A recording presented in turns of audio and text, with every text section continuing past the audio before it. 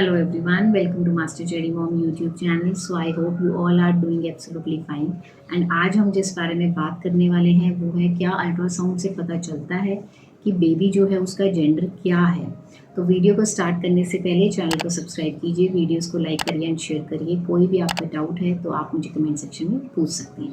तो चलिए स्टार्ट करते हैं आज की वीडियो कि क्या अल्ट्रासाउंड से पता चलता है बेबी के जेंडर का।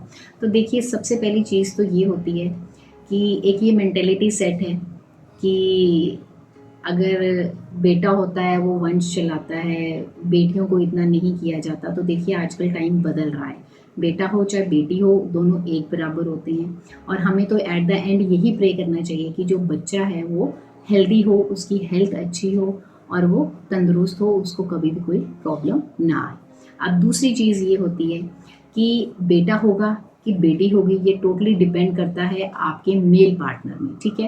क्योंकि फीमेल्स में होते हैं XX क्रोमोसोम और मेल्स में होते हैं XY क्रोमोसोम।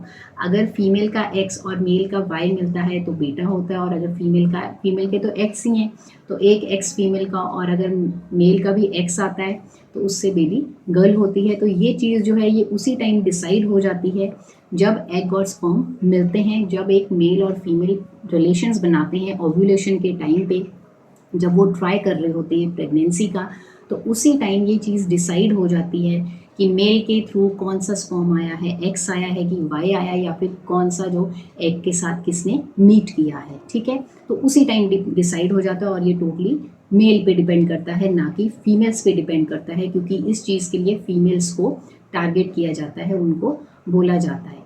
तो नेक्स्ट चीज़ की बात करते हैं कि यस, अल्ट्रासाउंड से पता चलता है कि बेटा होता है कि बेटी होती है, बट हमारे इंडिया में ये इलीगल है कि हम बच्चे का डिटर्मिनेशन करें उसके जेंडर का कि ये बेटा है कि बेटी है। ये क्या होता है कि ये एक फीमेल फीटिसाइड की तरफ चली जाती है चीज़, क्योंकि बाहर की अगर कंट्रीज़ में बात करें वो तो बता देते हैं जब एंटी स्कैन होता है, या फिर आप कह लीजिए एनॉमली स्कैन होता है 4th मंथ में, 3rd मंथ या फिर 4th मंथ में, वो बता देते हैं कि बेटा होगा कि बेटी होगी, क्योंकि वहाँ पे ऐसी चीज़ नहीं होती है।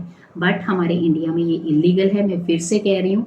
और हमें वैसे भी ज़रूरत नहीं होती है पता करवाने की कि बेटा होगा कि बेटी होगी, क्योंकि बच्चा बच्चा है ना। हमें तो एक बच्चा चाहिए होता है कि हमारा एक बच्चा हो जो हमें हमारी फैमिली कंप्लीट करे।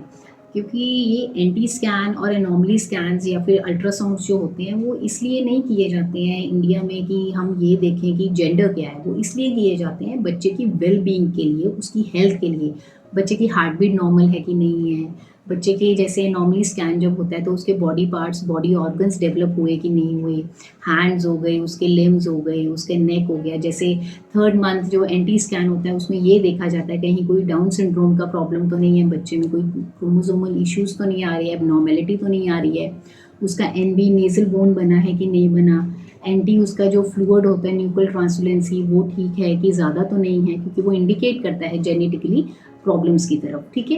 तो ये जो चीज़ मैंने आपको बताई, इसको बताने का मकसद यही था कि हम, क्यूरियोसिटी ज़रूर होती है, मुझे भी थी जब मेरी प्रेगनेंसी थी, बट मेरे मन में कभी और दिमाग में ये ख्याल नहीं आया, ना मेरी फैमिली में कभी किसी के दिमाग में ये चीज़ आई कि हमें एक पर्टिकुलर जेंडर का बच्चा चाहिए। नहीं, हमें सिर्फ एक यही इच्छा थी हमारे सबके अंदर कि हमें बस एक बच्चा चाहिए जिसकी हेल्थ अच्छी हो, और बस वो ठीक ठाक हो जाए और मेरी हेल्थ भी ठीक रहे, ठीक है। और हमें यही प्रे करना चाहिए, एंड बाकी हमें सब भगवान जी के पास छोड़ देना चाहिए, उनके आश्रय, वो जो करते हैं वो बहुत अच्छा करते हैं। तो और इस वीडियो को बनाने का एक और मोटिव था कि जैसे फीमेल्स को टारगेट किया जाता है, फीमेल्स को, एक औरत को बोला जाता है कि इसकी वजह से एक बेटी पैदा हुई है ना, कईयों की मेंटालिटी ये होती है। तो देखिए, बेटी पैदा होना या फिर बेटा पैदा होना ये कंप्लीटली जो है पूरी तरह ये एक आदमी पे निर्भर करता है, ना कि ये औरत पे निर्भर करता है, ठीक है। क्योंकि औरत में तो पहले से ही XX क्रोमोसोम्स होते हैं, और जो आदमी होते हैं उसके X और Y क्रोमोसोम होते हैं। अगर एक औरत का X और एक आदमी का अगर Y क्रोमोसोम मिलते हैं तो एक बेटा होता है, लेकिन अगर औरत के पास तो पहले से ही दोनों X क्रोमोसोम्स हैं, एक X क्रोमोसोम और आदमी का अगर X क्रोमोसोम मिलता है तो बेटी होती है। तो इसलिए हर लिहाज से एक आदमी रिस्पॉन्सिबल होता है कि बच्चा जो है वो बेटा होगा या फिर बेटी होगी। तो आई होप इस वीडियो से आपको हेल्प मिली होगी। जाने से पहले चैनल को सब्सक्राइब कीजिए, वीडियोस को लाइक करिए एंड शेयर करिए। कोई भी आपका डाउट है तो आप मुझे कमेंट सेक्शन में पूछ सकते हैं। मिलते हैं नेक्स्ट वीडियो में। Till then take care, thank you and bye bye.